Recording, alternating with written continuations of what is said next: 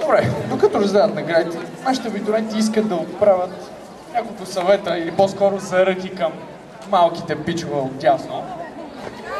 Затова, помогнете ми да посрещнем не кой да е, единствения, неповторимия, неуморимия градинар на женски сърца и лехи, Жозата! Абе, Жоза!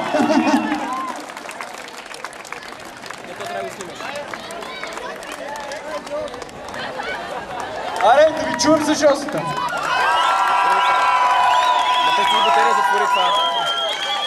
Малко като в най-стана.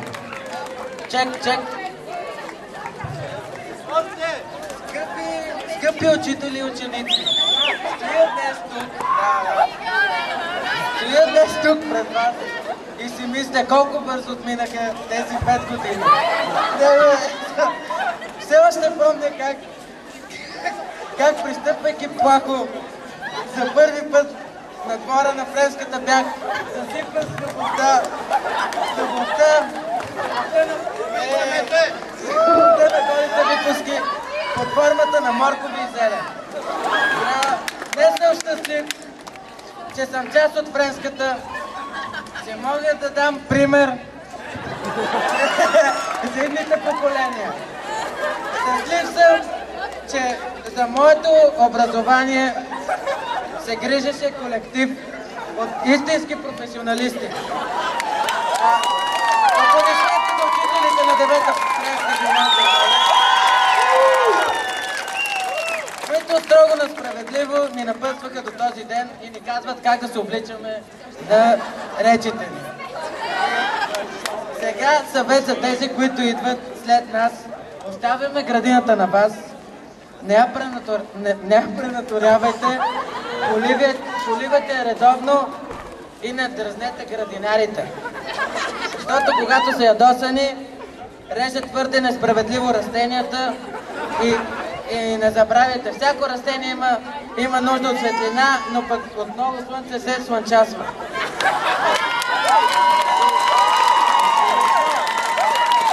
Това не е моя мисъл за това, за да ръкопляскате. На тези, с които извървях тежкия път към заветното завършване, не беше лесен, но беше интересен.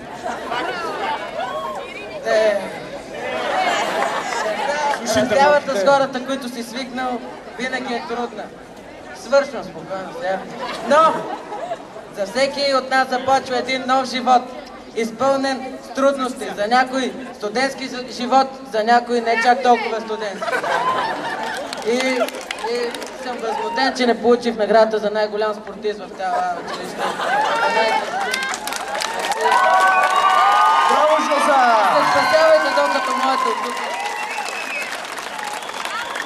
Скъпи съученици, искаме вниманието ви. Това е малко извън сценарий и молим да ни простите, както и вие, така и учителите и настоятелството.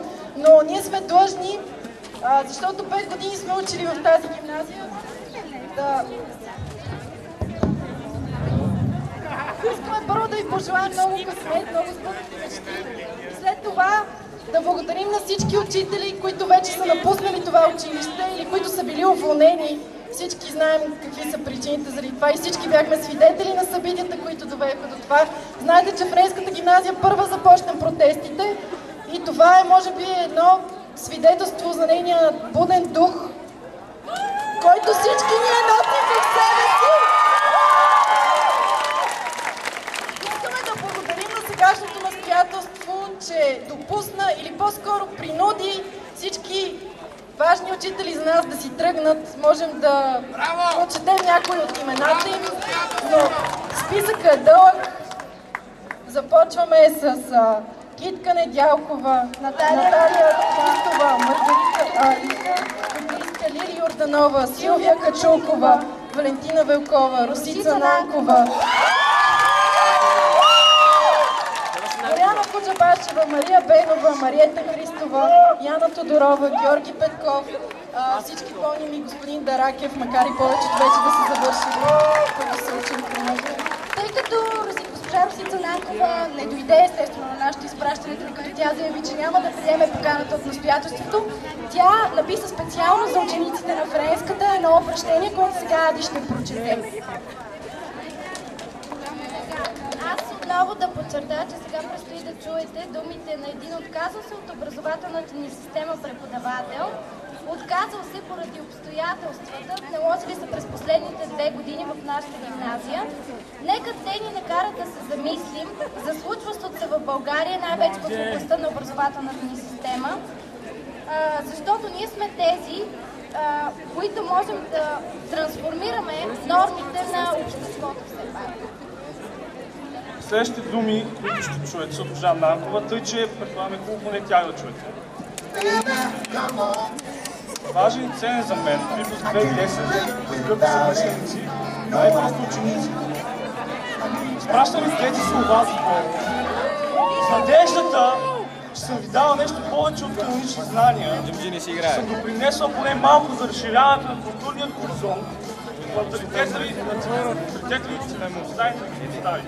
Заедно с това, за удоволствието, да живеете заедно, голямата част от вас. Честни мигове наблеждане чрез литературата, човешкия живот. Провеждам заедно с вас, за което съм и признателна.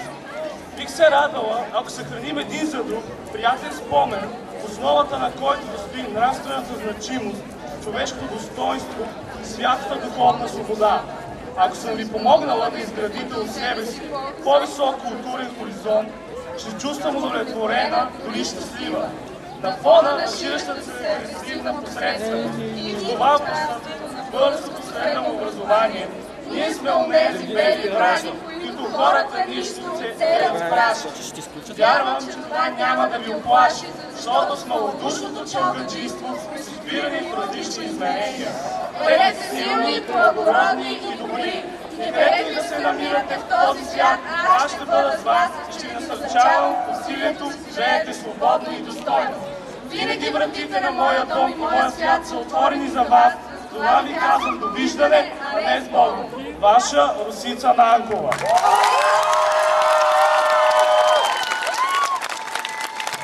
Аз моля да ми позволите да взема думата, за да благодаря на посланието, което е изпратено от разстояние.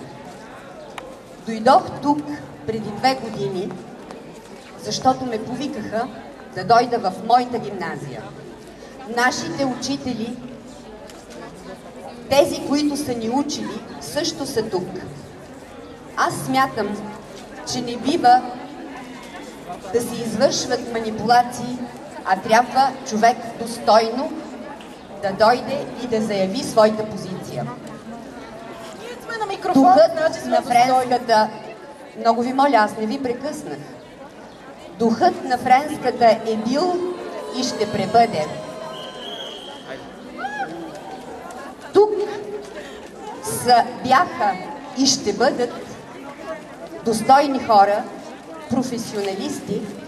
Естествено е, че точно така и не само като нея, но всеки избира, вие не познавате останалите, така че не бива да сравнявате. Всеки избира, освен това аз много добре знам, че един учител не може да бъде еднакво харесван от всички. Няма да давам примери.